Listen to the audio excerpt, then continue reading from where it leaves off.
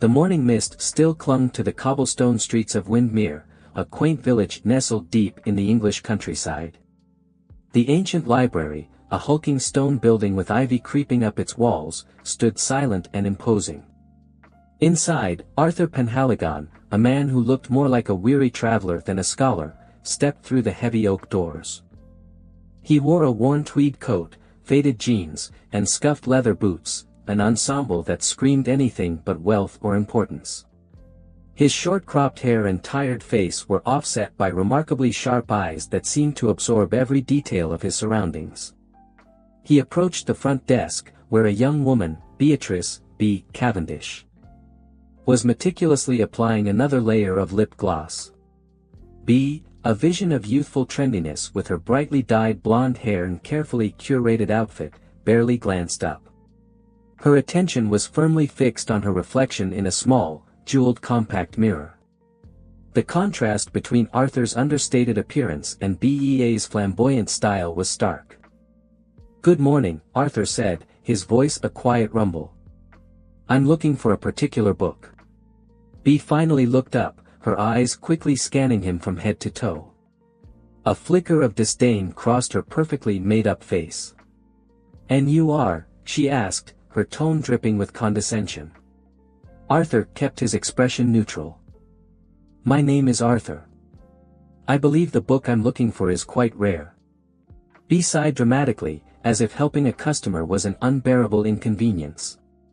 "Well, Arthur," she said, drawing out his name with a hint of mockery, "this is a library, not a lost and found.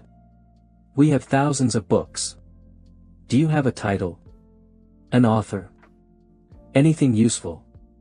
He leaned forward slightly, his gaze unwavering. "It's called The Chronicle of Ages. I don't believe it's listed in your public catalog." Bea rolled her eyes. "Look, if it's not in the catalog, it's probably not here. We get people like you all the time, wandering in with some fantasy about finding a hidden treasure. Try the charity shop down the street. They might have something more, your style." She gestured vaguely towards his clothes. Arthur remained unfazed. "I assure you, this is no fantasy. The book is of considerable historical significance." Before Bea could retort, the library doors swung open again, admitting Lord Harrington. A portly, middle-aged man dressed in an impeccable tweed suit and a silk cravat. His silver hair was perfectly combed, and he carried himself with an air of self-importance. He was a well-known figure in Windermere, the owner of a grand estate and a renowned collector of rare books. Bea's entire demeanor changed instantly. She beamed at Lord Harrington, her voice suddenly syrupy sweet. "Lord Harrington. What a pleasure to see you again. Are you here to peruse the new acquisitions? I've set aside a few first editions I think you'll find particularly intriguing." Ignoring Arthur completely, Bea led Lord Harrington towards a special section of the library reserved for valuable and rare books. She fluttered around him like a moth to a flame, chattering about bindings and provenance. Arthur stepped forward, his voice calm but firm. "Excuse me, but I was here first. I'm still waiting for assistance." Bea turned back to him, her eyes flashing with annoyance. "Do you know who this is?" she hissed. "This is Lord Harrington. One of our most esteemed patrons. He contributes generously to the library.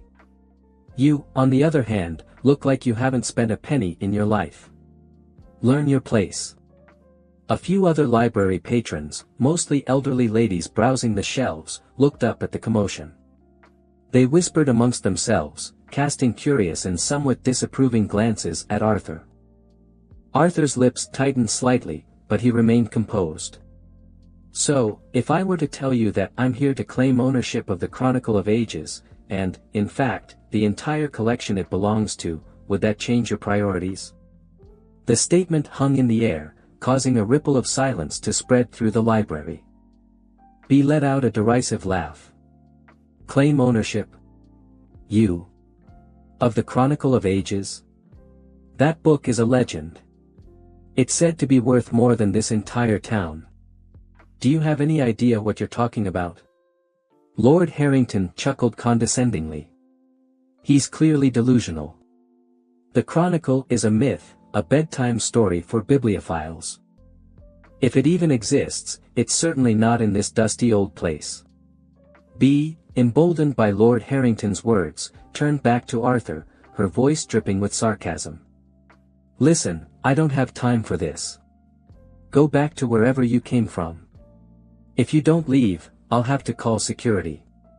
She added on her social account, mocking him. Despite the mockery, Arthur calmly reached into his pocket and produced a small, intricately crafted key. It was made of dark metal, etched with strange symbols. He placed it on the counter. This is the key to the room where the Chronicle is kept.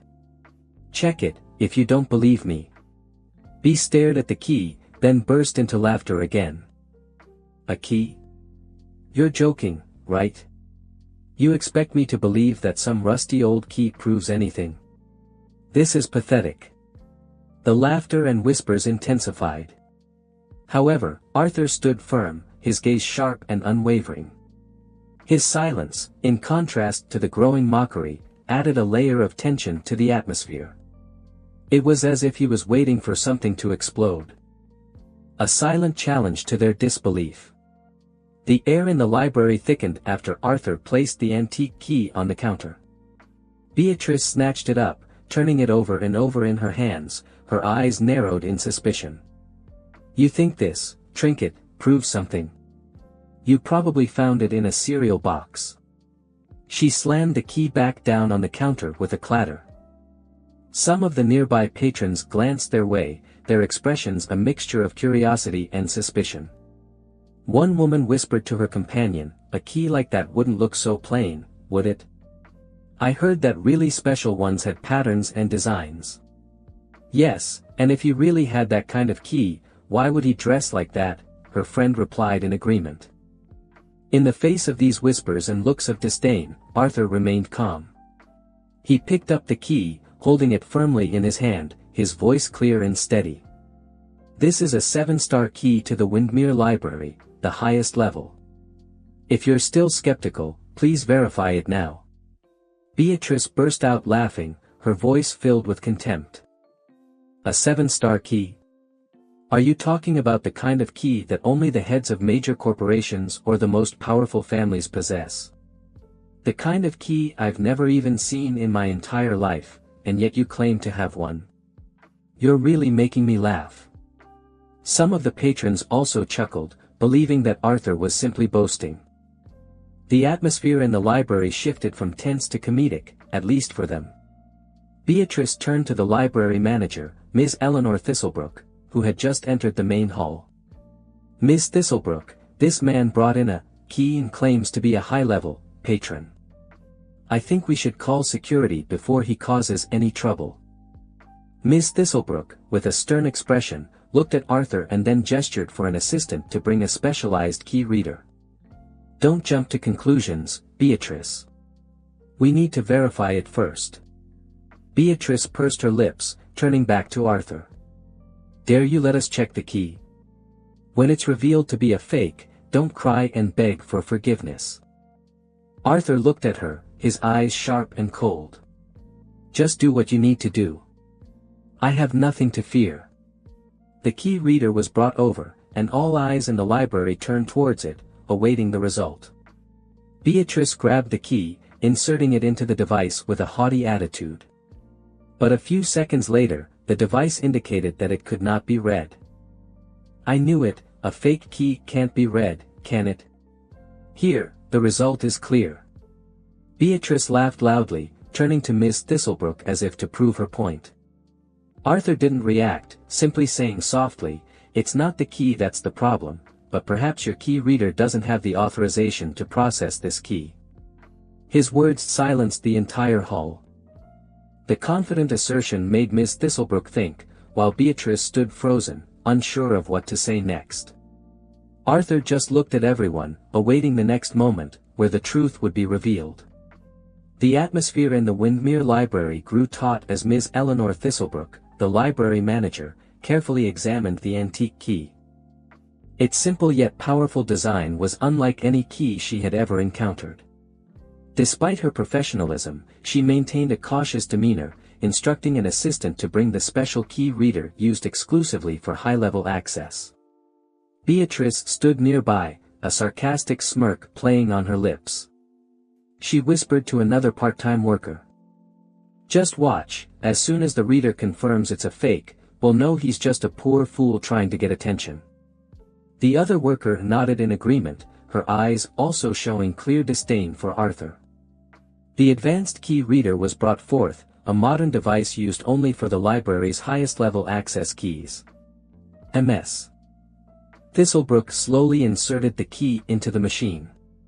Every eye in the library was fixed on her, even the other patrons pausing their activities to witness what would unfold. After a few seconds, the machine emitted a soft beep, but displayed no information on the screen. Ms. Thistlebrook frowned, trying again. The result remained the same, unreadable. Beatrice burst into loud laughter, clapping her hands as if she had just proven something significant. "I told you, a fake key can't be read, can it? Have you got anything else to say?" Some patrons began to laugh along, believing Arthur was indeed impersonating someone.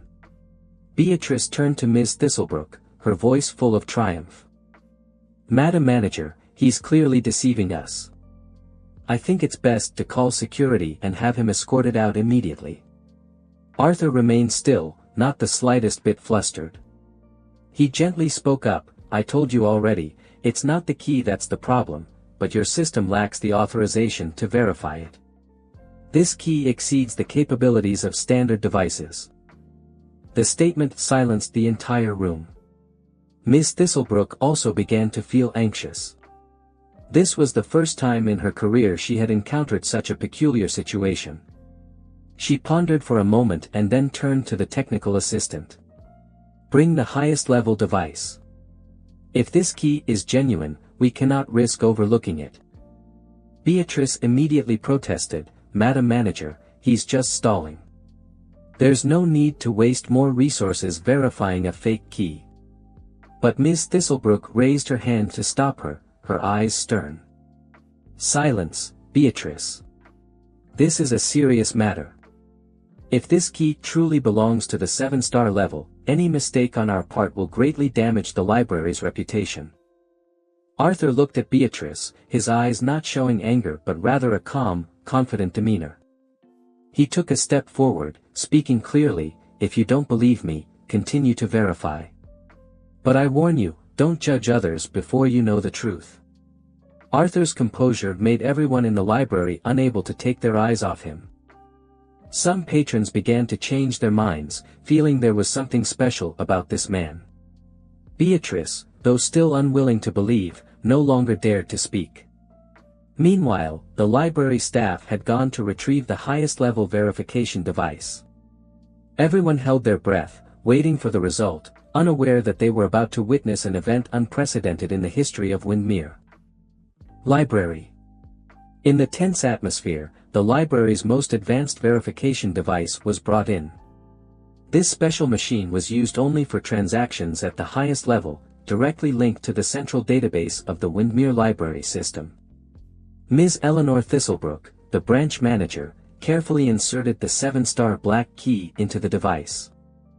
Everyone in the library stared at the screen, anxiously awaiting. A few seconds later, a beep sounded, followed by information displayed on the screen. A large line of text appeared, confirming that this was indeed the highest-level 7-star black key, with the serial number 001, belonging to the special owner of the Windermere Library. The person with supreme authority. Accompanying this was the note, "Cardholder, Arthur Penhaligon. Priority access, global." The entire library fell into a breathtaking silence. Miss Thistlebrook froze for a few seconds before quickly standing up, bowing deeply. "Forgive me, Mr. Penhaligon, I was unaware that you were the holder of this special key. This is a grave mistake on our part." Beatrice, who just moments ago had been loudly mocking Arthur, stood as if turned to stone. Her face was pale, unable to utter a word. She stammered, No, it can't be. He's just a simply dressed man, how can he be the owner of the 7-star key? Arthur slowly turned to her, his eyes sharp and cold. Do you think a person of authority needs to flaunt their appearance? This is a lesson for those who judge others by their clothes and money. The words hit Beatrice like a splash of cold water. She stood silently, with nothing left to justify herself. At that moment, a series of luxurious cars pulled up in front of the library. Powerful figures such as Lady Beatrice Hawthorne, CEO of a major corporation, Sir Reginald Davenport, chairman of a real estate conglomerate, and even the general director of the entire Windermere Library network, Dame Alice Worthington, quickly entered the hall. All three, after seeing the black key information displayed on the screen, simultaneously bowed to Arthur. Mr. Penhaligon, we received notification of the activation of key number 001. Please forgive us for not welcoming you properly from the beginning. Dame Alice Worthington continued, her eyes full of respect. This key is not only proof of authority but also a symbol of the founder of the Windermere Library Network. We are deeply honored to meet you. Beatrice completely collapsed when the truth was revealed. She tried to speak, Mr. Penhaligon, I didn't know, please forgive me. But Arthur just shook his head, his voice cold. Someone working in the service industry who doesn't know how to respect customers does not deserve to remain here. Dame Alice Worthington turned to Beatrice, her eyes sharp. Ms. Cavendish, your attitude and actions have seriously damaged the reputation of the library. Immediately gather your belongings and leave. Beatrice slumped down, not daring to resist. Meanwhile, Arthur walked past her, his eyes devoid of emotion. He turned to Dame Alice Worthington, speaking in a calm but authoritative tone. This library was built by me to serve everyone, not to discriminate between rich and poor. I hope that what happened today will never happen again. The entire library was silent, no one dared to utter a word. They all understood that they had just witnessed a valuable lesson about arrogance and prejudice. After the truth was revealed, the atmosphere in the Windermere Library became heavier than ever. All eyes were on Beatrice, the library assistant who had mocked Arthur mercilessly. She stood frozen, her face pale, with no trace of her former arrogance. Regret surged, but it was too late. Beatrice knelt before Arthur, stammering. Mr. Penhaligon, I truly didn't know who you were. Please forgive me. I was wrong. Arthur looked at her with cold eyes, showing no emotion. He said softly, his voice calm but authoritative, you don't need to apologize to me. What you need to do is learn to respect others, no matter what they look like. Your behavior today not only disgraced yourself but also seriously damaged the reputation of this library. Beatrice trembled, tears streaming down her cheeks. She turned to Ms. Thistlebrook, hoping for protection. Madam Manager, I didn't mean to. I just didn't know who he was. Please give me another chance. But Ms. Thistlebrook shook her head, her eyes stern. Beatrice, your attitude and actions have gone against the service standards of the Windermere Library. We cannot keep an employee who disrespects customers like you. Immediately gather your belongings and leave. Beatrice collapsed to the floor, sobbing. But no one in the hall showed any sympathy. The lesson she had to learn was too clear. Meanwhile, Dame Alice Worthington, the general director of the Windermere Library Network, approached Arthur. She bowed deeply, her voice full of respect. Mr. Penhaligon, on behalf of the entire library staff, I apologize for the mistakes made today. It is our fault for not controlling our staff and allowing this unfortunate situation to occur. We are committed to reforming our system and service attitude to ensure this never happens again. Arthur looked at Dame Alice Worthington, his eyes were no longer cold but instead showed calmness. He nodded slightly. I hope you keep your promise. This library was built with the goal of serving everyone, regardless of wealth or status. But what I witnessed today disappointed me. Don't let petty behavior ruin the great values we are striving for. Dame Alice Worthington bowed even lower, promising, "We will do everything we can to restore your trust." When everything was clear, Arthur turned and left the library without looking back. All the staff bowed to him with respect. Beatrice remained slumped on the floor, tears flowing, realizing that her own arrogance had ruined her future. Some patrons in the hall left, but no one said a word. They had witnessed a profound lesson about how to treat people, never to judge a person by their appearance.